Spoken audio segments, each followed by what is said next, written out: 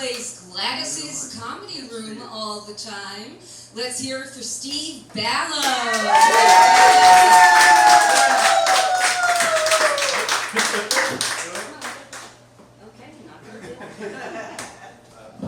Traffic here in the Comedy Club. So let's hear it for everyone here that came out. Thank you so much for coming out. You know, it's a tough sell. It's a weekend, the middle of the weekend, Saturday afternoon, July. You could be at the beach, you could be at an amusement park, and you chose to be in this dark basement with us. You guys are the real heroes. So like you could have been at Ride Playland on the Dragon Coaster, but you know, even I think Manhattan's safer than that at this point. But you know, big news in my life, I just got a vacuum cleaner and some hand cream from my wife for our anniversary, so I'm very happy about that. And it's cool because, you know, they're marketing towards me, a white man aged 23 to 55, so I really appreciate that. It's not just some namby-pamby hand cream, like, you know, it's going to make your hands soft like a baby's butt or whatever. It's like manly hand cream. It's like for when you've been bare-knuckle boxing. I like that because my hands got pretty mangled from easy install flooring that wasn't as easy as the box claims. So I'm happy about that. And the vacuum cleaner is awesome. It has all these attachments. It's like a Nerf gun. It's got the little thing and the other thing, and it's like that's, you know, I'm just like playing with toys when I was 6. But I feel like they should lean into it even more. Like it's already called the Shark. Why don't we call it the Apex Predator? Like, you know, not since you know, the days of Hiroshima has cat hair seen destruction that will befall with our pet sweeper attachment. Or you'll be on trial at The Hague for what the corner attachment does to spider webs. But you know, it's great. But you know, a few months ago, my wife and I decided our one-bedroom apartment is not adequate for me to work from home and for her to have a bakery. Who would have thought, one-bedroom apartment? So we decided we're going to find someplace new. And we didn't have tons of money, so we thought, oh, maybe a co-op is the way to go. And if you're considering a co-op, don't. Because, you know, it was more forms and money in payments than it took to, like, make someone become a U.S. citizen. And, you know, as soon as you get past the first step, you know, they send you the rules, like, and it's just like I'm back to being a freshman in college with this book of rules. It's like, you know, no pets, no parties, no same sexes or no different sexes sleeping in the same room, no alcohol. And I thought, you know, that's pretty strange because I'm in my 30s and my wife and I have been married for almost 10 years. It's a 2-bedroom. We'll make it work. So we apply and we're getting ready to move. We're selling some of our furniture that's not going to fit in there. We packed all of our lives into some boxes, and then 3 days before, they give me a call. They say, no, Mr. Steven, we've done a lengthy background check at your expense, of course, and we've found some anomalies in your credit history.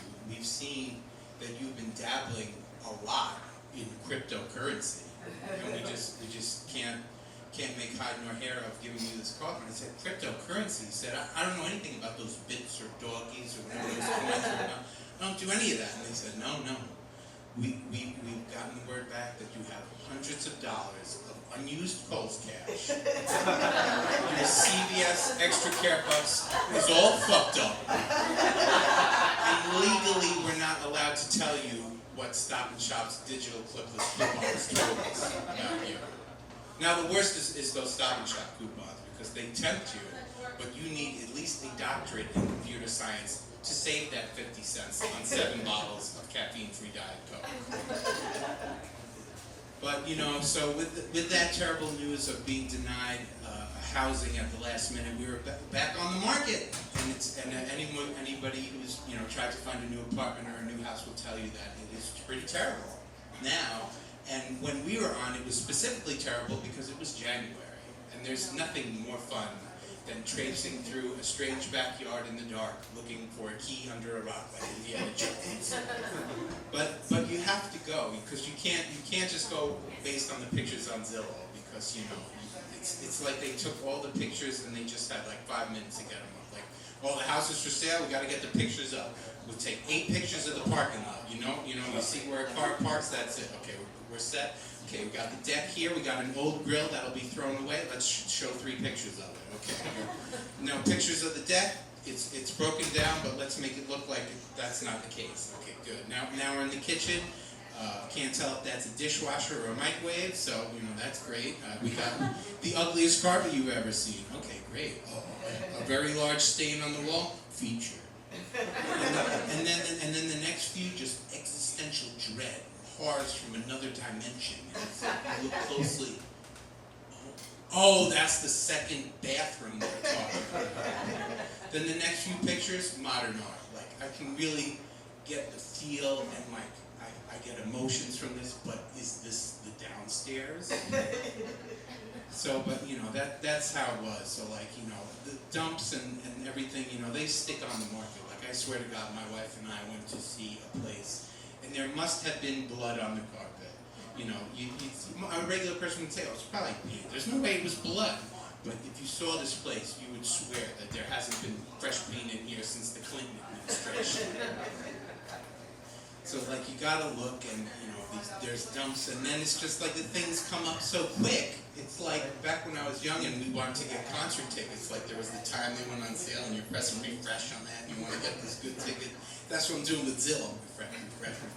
And then one comes on and you're like, quick, put an offer in, 65,000 over X, we need to get it. And then you get the word back like, Mr. Steven, you won. They've accepted your offer. You are now the proud owner of a $665,000 2-bedroom condo. And we have some good news for you. It has 1 3/4 bathrooms. So that's 1 full bathroom, a powder room, and then a rogue toilet in a closet.